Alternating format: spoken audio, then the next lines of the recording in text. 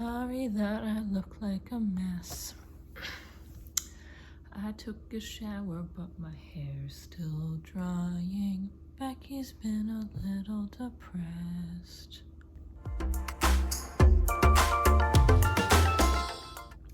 Hi friends, I'm Bex, and I could say why I haven't posted in many months, but I don't, who cares? That will just take up time. That, who wants to, don't worry about it. But today, I wanted to talk about some books. Specifically, books that I read kind of leading up to and after my autism diagnosis, and how they helped me and how I think they might be helpful to people who either think they might be autistic and are exploring that avenue, or know that they're autistic and just want to learn more, or maybe you have someone in your life who is autistic and you want to learn more. These are books that I would recommend, and I just want to talk a little bit about each of them and explain why I think that I found them helpful and you might as well. First up, I'm just gonna get Divergent Mind out of the way, and I'm not gonna spend that much time on it because if you have watched any of my videos about autism, or you have been around me at all in real life, you've already heard me talk about this. This book, it was the game changer for me. It was the life changer for me. It was the book that I read and I was like, you know, the light bulb really started to go off. It's not a perfect book by any means. There are valid criticisms of it out there. I find it a little bit, it's focused on neurodivergent women, so it's not just autism. It discusses ADHD and synesthesia as well, and other things. It is a little bit, I guess a little bit like, gets a little bit caught up in the gender binary sometimes. That's kind of my main criticism, but overall, and look at that cover. Yeah, I don't know, there's a special place in my heart for this book, and I won't say anything else about it because I don't want to bore anybody by talking about it for the millionth time, but anyway. Next up, we have We Are Not Broken, Changing the Autism Conversation by Eric Garcia. And this book I really liked. I have some kind of, I guess, pros and cons to lay out about it. And this is all just my opinion, by the way. I have deep respect for Eric's work, and this is a great book. I will say it does kind of take the approach that I tend to really like in nonfiction books, which is a blend of reporting and memoir. Some of the memoir bits don't flow into the reporting as well as maybe I would like, but I think there's a reason for this.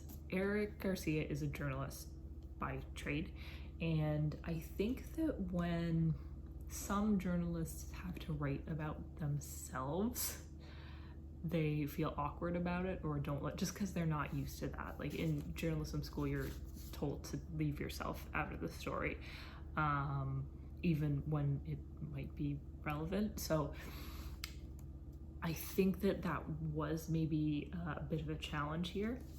And even though this is a relatively recent book, there is some stuff that comes off a little bit dated, like some of the language around transgender identities, like, you know, kind of those little things like identifies as or gender non-binary, and kind of, you know, but these are all things that are issues in journalism because of AP style or CP style or whatever, and just the ways in which we're like kind of taught to report things. So I think that any of those little issues are just part of like his sort of style and how he was taught to write.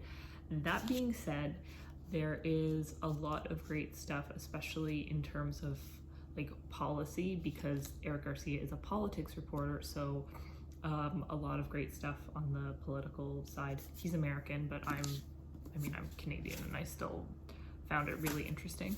So yeah, I also really appreciated like his perspective on dating while autistic and sort of pushing back against the narrative that autistic men aren't necessarily like innocent or you know, can't be held responsible for their like kind of potentially shitty actions towards women. I'm not explaining it very well, but anyway, this is a good one and a recent one.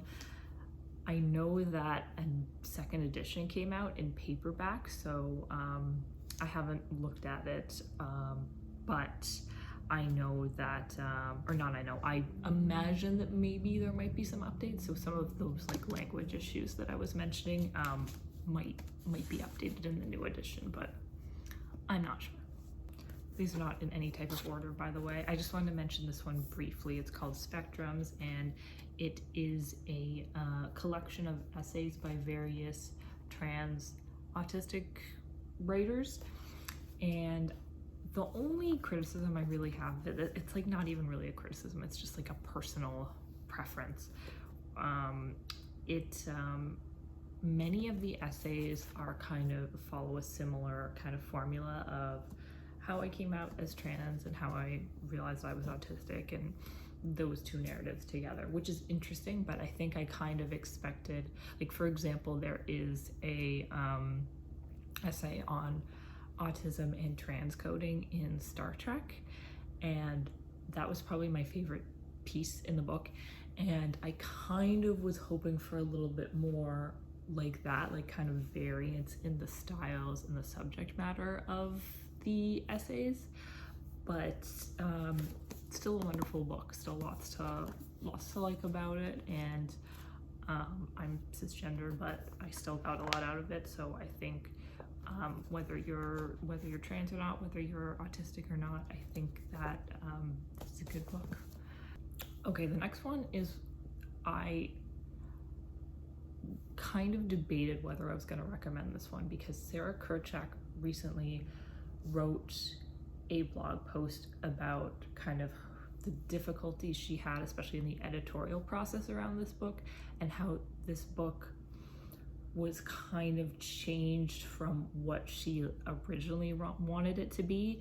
She originally wanted more of a book of personal essays, and then her editor kind of wanted something else, and then it turned into more of like a memoir. But then anyway, I'll link her blog post below because she obviously explains her experience better than I do.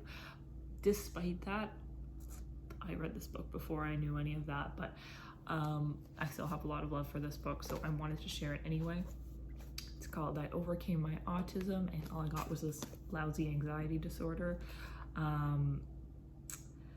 Sarah Kurchak, she was one of the first Canadian autistic women writers that I came across when I was kind of on my own personal exploration journey. So when I found out she had a book, I was like, yep.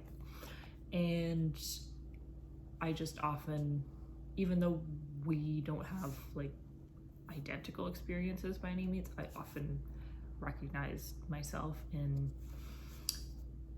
a lot of the experiences that she shared, especially because she started off as, I think her first kind of writing gig was, one of her first was like music reporting and music writing. So as someone who has also been a career writer, I related to a lot of the kind of struggles she came up with that, and just like life stuff. And she was diagnosed late, like me, and it came, you know, after things kind of came to a head in her life, and she was having a really difficult time. So and it's just like, it's really well written and also like funny.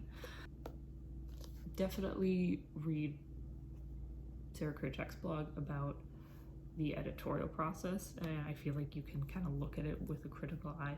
Despite that, I still really love the book, and she's coming out with a different book, not about autism, but I know she got another book deal, so I hope that process goes well for her and she has a better experience, because I really enjoy her writing.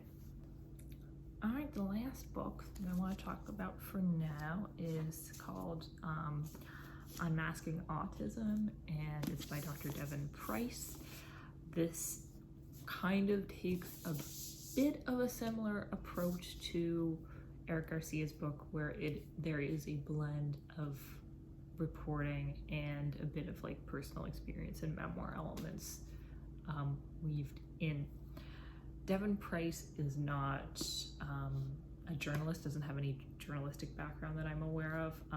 His background is in psychology. I wish that I could sum up all of my feelings. Like I was crying very early on reading this book. So he's talking about a person named Crystal, and she's talking about like her difficulties growing up and then how she ended up getting diagnosed with autism. She says, "Getting smaller and asking for nothing was how I kept people from calling me too sensitive so often. That, and assuming that if I was bad at something, it's because I was never ever going to be good at it. Better to not ask."